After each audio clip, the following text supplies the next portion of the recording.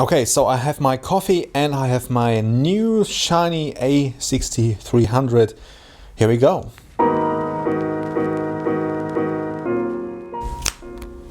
Hey, what's up? So this one is fresh. A6300 just came in this morning, and no, I will not do a full review or anything like that or unboxing. Quite a bit of people did that already quite well. What I want to do is test different lens adapters. I have two here. I have the Commlite and I have the Viltrox. I did a test with the A7S, and the Viltrox really had issues with the A7S, connection issues after changing batteries, stuff like that. And the Commlite actually is a good solution for the A7S. It only is like right now like 80 euros on Amazon. I have a link below, and it works quite well. I have to say even a bit better than the really expensive Metabones when it comes to A7S, because autofocus doesn't work on this camera at all, so it doesn't really matter. If you are an A7S user, go for the Commlite. It's like 70 or 80 bucks right now in terms of price in relation to the Metabones. That is still around 400 and more, or less sometimes, but I didn't see anything below 380 or something like that. So, and that's euros in Germany. Anyways, I will test this Commlite on the A6300 and also with Sigma lenses. I have this one, by the way. I have a manual 35 car size Flexicon 2.4 on this A7S here, so manual all the way. So I like this lens actually. I like the older Sigma ones because they have still that Sigma feel and look to it. The new ones are quite amazing. The 50 and 35 art lenses are super sharp, but also almost too clean and too fancy and too too good, so to speak. Some say this one has a bit of an issue with focus. I did use that on my analog Canon 50E, and it worked quite well, I have to say. I will test this lens. Also I have this nice little rocker here. That's the Sigma 28 macro lens. I really like that. I actually just got it by accident, so to speak, because it was cheap on eBay, and I wanted something wider for my analog camera. So, but it's a quite nice lens. I like this for product shots and stuff like that, and because it's a macro lens, you can really go close.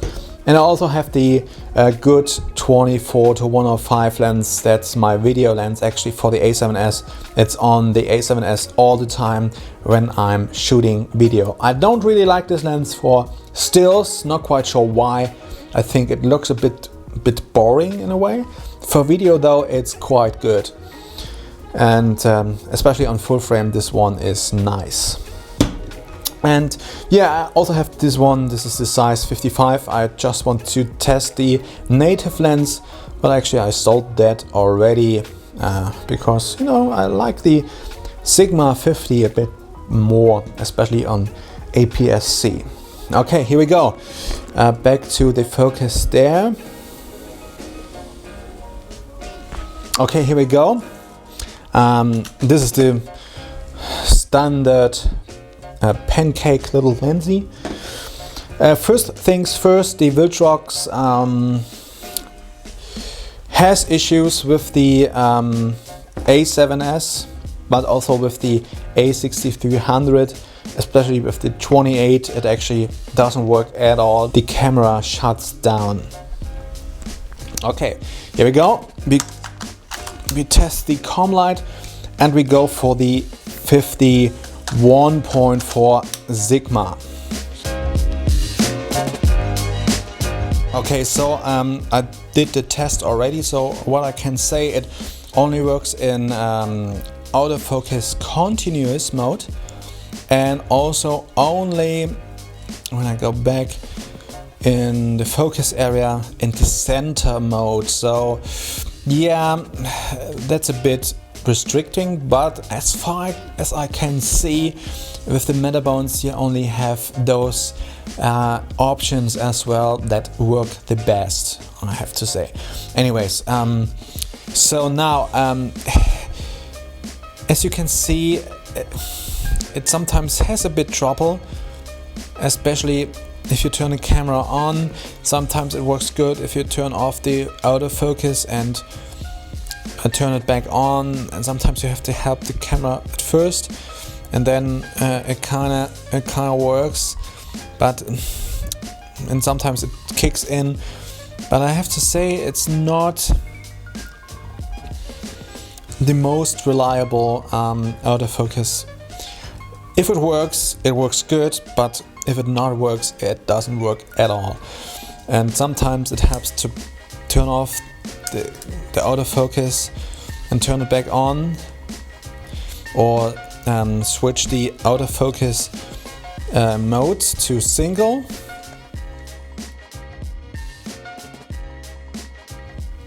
and switch it back to continuous, and now it works somehow, sometimes. Well, I have to say, it's not the best.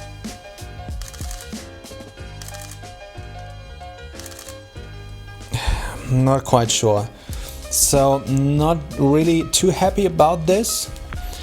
And yeah, so yeah, it really works better with manual focus. As you can see, you have the focus peaking there. It's too bad. Now it's really different when I put on the 28. See what happens there. At first, if you have the focus to manual focus, all is good. You have the focus peaking, and yeah, it works good. But yeah, as soon as you turn on autofocus, it does its thing. But you can also see it stopped. You know, you can't really change the f-stop anymore, and you can't actually press the shutter here, and it doesn't really work. This lens has two conflicting AF modes, but doesn't really change. And so this stopped working, and when I turn off the, and then this happens when I turn off the manual focus or the autofocus to manual, the lens goes crazy. Even turning off the camera doesn't work. I have to pull out the battery. By the way, I got those, the red ones. Some say those are really good. I still have to test those. I have only one, and I did not use them before. So I will make a video about that. So sad news about the 28 doesn't work at all, and it's even worse with the Viltrox adapter. The camera shuts actually off. I will not show that to you. Now to the 24 to 105, and the camera, the lens is on autofocus, and also, by the way, I did set that up. Custom menu, I set that up, and it works a bit better.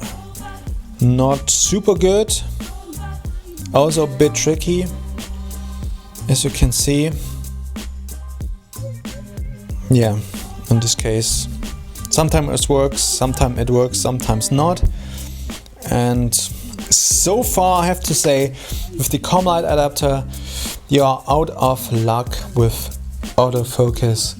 For most lenses, it seems to work a bit better with Canon lenses, but not really. So for now, the Metabones might be the best solution, but Sigma will come out with a lens adapter as well for Canon mount to E mount, and it only will cost like 300 euros in Germany, and I will test this out as soon as it comes out. It's still not available, not quite sure when it comes out, so stay tuned for that.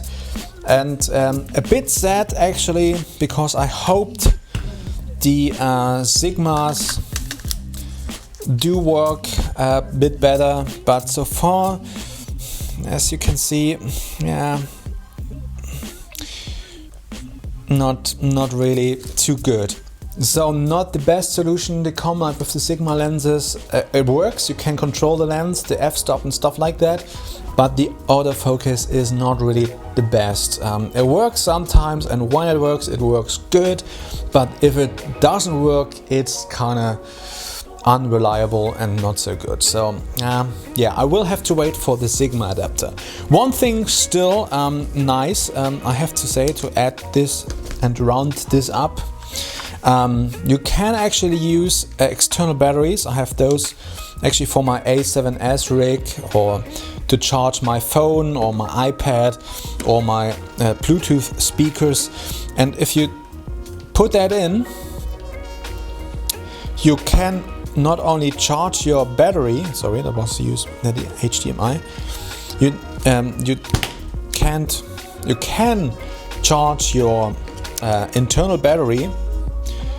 You can see the light turned on, but also if there's a battery in there, a little, I can show it to you, I guess,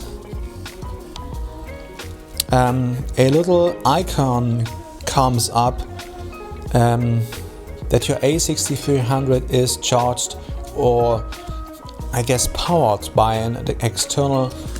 So this is nice. I will have a nice little rig there with the external battery and charge or power my little camera with that one. So this is nice. Just a little addition to this video in the end. Stay tuned. As soon as I have the Sigma adapter, I will have a video up for this. And thanks for watching. If you have any questions about the a6300, let me know in the comments. And yeah, until the next one, peace out.